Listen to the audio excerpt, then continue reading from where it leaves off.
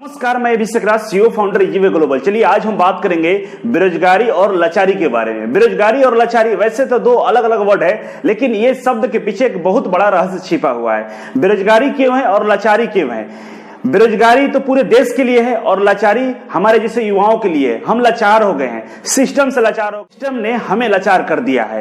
हमारे अंदर टैलेंट है, हमारे अंदर पेशेंस है, हम मेहनती हैं, हम बहुत मेहनत करते हैं, लेकिन सिस्टम हमको मौका नहीं देती है। और जब मौका नहीं देती है, आप कितना भी पढ़े लिखे हो, आप कितना भी संघर्षशील हो, आप कितना भी बहुत ईमानदार हो, आपके अंदर बहुत ज्यादा टैलेंट भरा हुआ है, इसका कोई बेनिफिट आपको नहीं मिलने वाला है। क्योंकि जब टैलेंट का कद्र नहीं होता है, जब सिस्टम आपको साथ नहीं देती है, तो आपको जूझना पड़ता है। और इतना जूझना पड़ता है कि आप मरने के करीब आ जाते हैं, आपके सपने टूट जाते हैं आपके सामने। इस लाचारी ने बेरोजगारी का जन्म दे दिया। आप लोगों को पता होगा कि जो वर्तमान सरकार है, हर साल 2 करोड़ नौकरी देने का वादा किया था, जबकि सच्चाई यह है कि हर साल लाखों नौकरियां खत्म हो रही है, खत्म किया जा रहा है सरकारी सिस्टम के द्वारा या किसी भी तरीके से। बहुत सारे निजीकरण करके, बहुत सारे डिपार्टमेंट को बंद करके, बहुत सारे विभागों को बंद करके नौकरियों को खत्म किया जा रहा है। लेकिन उसके विकल्प पे, उसके स्थान पे नए नौकरी का सृजन नहीं किया जा रहा है, जिसके कारण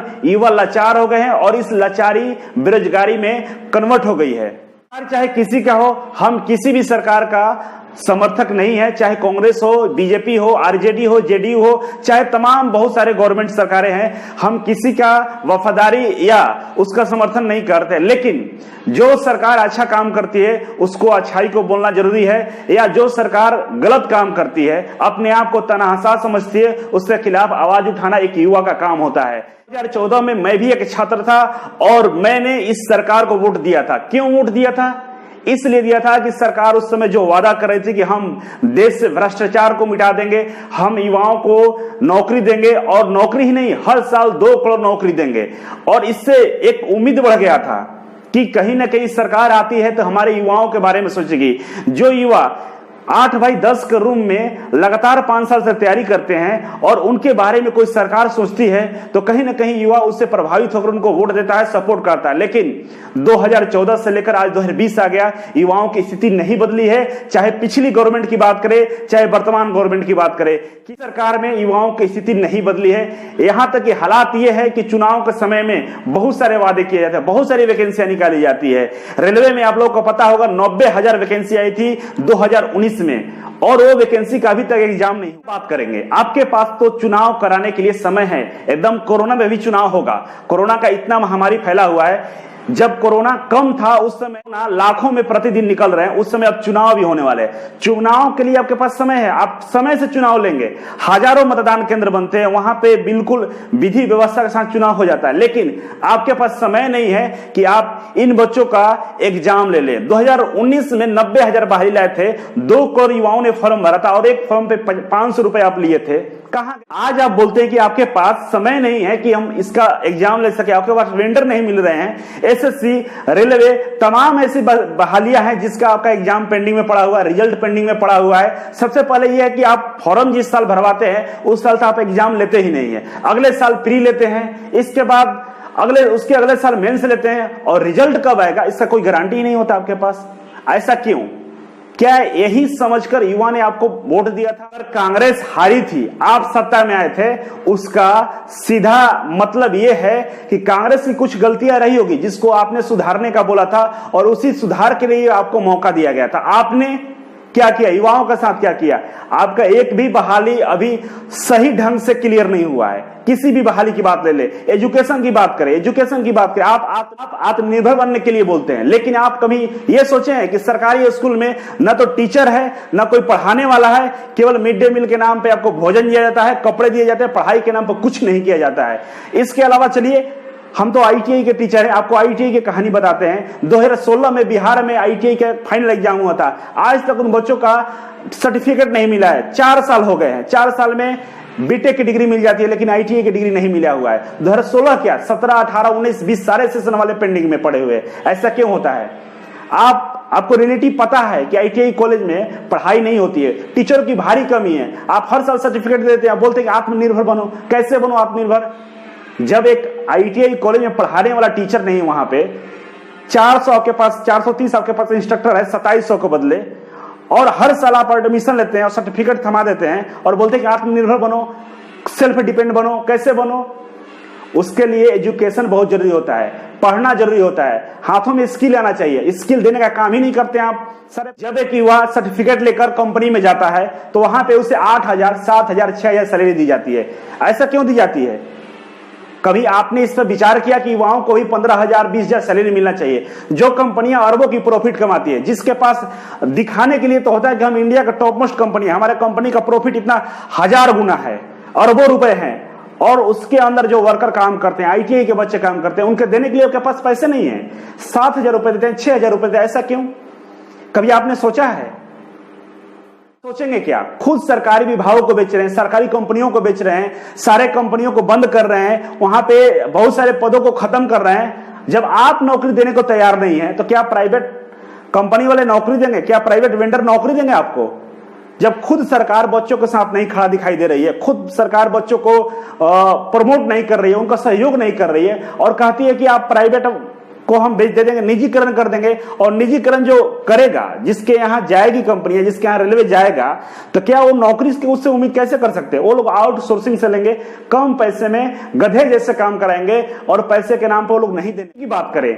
2 साल की डिग्री 3 साल में, 3 साल की डिग्री 4 साल में, 4 साल की डिग्री 5 साल में मिलता है, और इसी तरह बाहर निकल के आता है सर्टिफिकेट लेके और सरकारी नौकरी के लिए फॉर्म अप्लाई करता है। तो पहला साल तो फॉर्म आता है, दूसरा साल उसका एग्जाम होता है, प्री होता है, तीसरा साल मेंस होता है, और चौथा साल रिजल्ट का इंतजार करते करते 5 साल, 6 साल, 7 साल बीत जाते हैं। मात्र जीवन में 2 एग्जाम देता है, और 2 एग्जाम का परिणाम आने में इसका एज खत्म हो जाता है, 30 प्लस हो जाता है।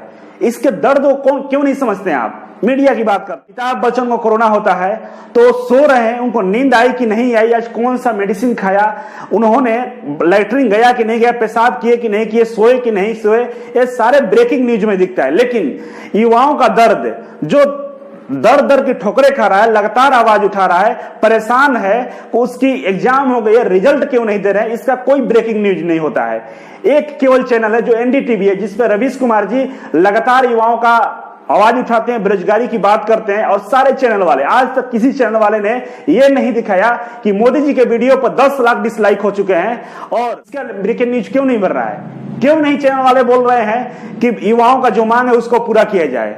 हम लोगों को पॉलिटिक्स से कोई मतलब है, आप क्या कर रहे हैं, पॉलिटिक्स में क्या हो रही है, कौन सी पार्टी किसको क्या बोल रही है, उससे क्या अवस्था है? छात्रों को क्या अवस्था है, शिक्षक को क्या अवस्था है? शिक्षक देश निर्माता होते हैं, देश के हित में बात करते हैं, युवाओं के हित में बात, हर एक कदम पे युवा आपके साथ रहते हैं, और आप युवाओं को भूलने का काम करते हैं। ये बर्दाश्त नहीं किया जा सकता है। और आज युवा हल्ला बोल रहे हैं, ट्विटर पे हो, यूट्यूब पे हो, कोई भी सोशल प्लेटफॉर्म पे हल्ला बोल रहे हैं, उनकी आवाज को समझिए, क्योंकि इनके पास भी वोट देने की ताकत है। ये भी 18 से प्लस से वोट दे सकते हैं, और ये वोट देखो आपको बनाए थे, और ये बिगाड़ भी सकते हैं। इसीलिए प्लीज रिक्वेस्ट है कि आप इन युवाओं को, बातों को समझिए, दर्द को समझिए।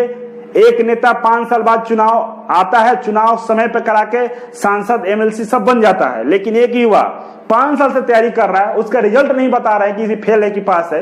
कम से कम रिजल्ट बता देते तो कम से कम इसका ये होता कि दूसरे काम धंधा करता। आपके पीछे उसका पूरा जीवन खराब हो जाता है। आप बोलते हैं कि टैलेंट नहीं है इंडिया में, इसलिए इंडिया का टैलेंट बाहर चला जाता है, अमेरिका में चला जाता है, क्योंकि यहाँ टैलेंट का कोई कद्र नहीं होता है। मैं उन तमाम नेताओं से कहना चाहता हूं जो इस देश को चलाते हैं, जो आने वाले दिनों में इस देश के चलाने का काम करेंगे, जो आने वाले दिनों में इस देश के प्रधानमंत्री बनेंगे, या जो अभी प्रधानमंत्री हैं, उन सबसे अपील करता हूं कि प्लीज आप लोग अब युवाओं के सोच के साथ चलें। ये देश युवाओं से चलने वाला युवा देश है, और युवाओं की बातों को मानिए, हमारे टैलेंट का उपयोग कीजिए। हमारे अंदर वो कैपेसिटी है कि हम लोग कुछ भी कर सकते हैं, आप मुझे काम दीजिए। लेकिन जब आप काम नहीं देंगे, ना प्राइवेट सेक्टर वाले काम देते, ना सरकारी सेक्टर वाले काम देते, दोनों जगह बंद हो चुका है, आखिर कहां जाएंगे? आप अपने सोच को बदलिए, आपका समय पर चुनाव हो जाएगा, आपके लिए हवाई यात्रा फ्री रहेगा, संसद भवन में 2 रुपए में खाना खा लेंगे। लेकिन हमारे लिए पेट्रोल महंगा है, हमारे लिए डीजल महंगा रहेगा, हमारे लिए गैस महंगे रहेंगे, हमारे लिए एग्जाम का फॉर्म महंगे रहेंगे, हमारे लिए बहुत सारे नियम कानून बनेंगे। ऐसा नहीं चलने वाला है। आपको पता होना चाहिए कि केवल निजीकरण कर रहे हैं उससे किसी को प्रॉब्लम नहीं है। समस्या यह है कि निजीकरण करने के बाद क्या युवाओं को नौकरी मिलेगा, क्या उनका करियर सिक्योर है, युवा इससे डरे हुए हैं, सारे लोग इससे डरे हुए हैं कि निजीकरण हो जाए तो हमें नौकरी नहीं मिलेगा, हम बेरोजगार हो जाएंगे, हमें कोई जॉब सिक्योरिटी नहीं मिलेगा, कभी भी कोई जॉब से बाहर निकाल देगा। इसका भी व्यवस्था कर दीजिए। अगर इसका आप व्यवस्था कर देंगे कि हर युवाओं को नौकरी मिलेगा, उसको जॉब सिक्योरिटी मिलेगा, उसको जॉब से नहीं निकाला जाएगा, चाहे प्राइवेट हो या सरकारी हो, तो हर युवा आपके हर फैसले के साथ रहेगा। आप निजीकरण कर दीजिए या कुछ भी कर दीजिए, उससे किसी का वास्ता नहीं रहेगा। बात एक है कि निजीकरण किसी एक की संपत्ति हो जाएगी, वो मनमाना काम करेगा, उसके लिए कानून लाइए, उसके लिए आप बनाइए कि जिस तरह से सरकारें वैकेंसी लाती थी, जिस तरह से सरकारें वहां का रेट तय करती, जिस तरह से सरकारें हर सिस्टम को चलाती थी, आपको उसी सिस्टम के अनुसार चलाना होगा। आपका भी प्रश्न पूछना काम है, मेरा भी प्रश्न पूछना काम है। मैंने भी वोट दिया था और प्रश्न पूछ सकता हूं, आप भी वोट दिए हैं और देते हैं, और इस देश के निवासी आप प्रश्न पूछ सकते हैं सरकार से। अगर आपको लगता है कि सरकार आपके हित में काम नहीं कर रही है तो ट्विटर पे आप प्रश्न पूछिए, फेसबुक पे पूछिए, मेल कीजिए, लेटर लिखिए, कुछ न कुछ जरूर कीजिए, और हर जगह शेयर कीजिएगा, फेसबुक पे, व्हाट्सएप पे, इंस्टाग्राम पे, हर जगह इसलिए शेयर कीजिएगा क्योंकि जब तक लोग जागरूक नहीं होंगे, जब तक सवाल नहीं उठाएंगे, तब तक हमें लगता है कि सरकारें नहीं सुनने वाली है। आपको आवाज उठाना पड़ेगा। Thank you so much. फिर मिलते हैं आपसे एक नई वीडियो, एक नई जानकारी के साथ। तब तक के लिए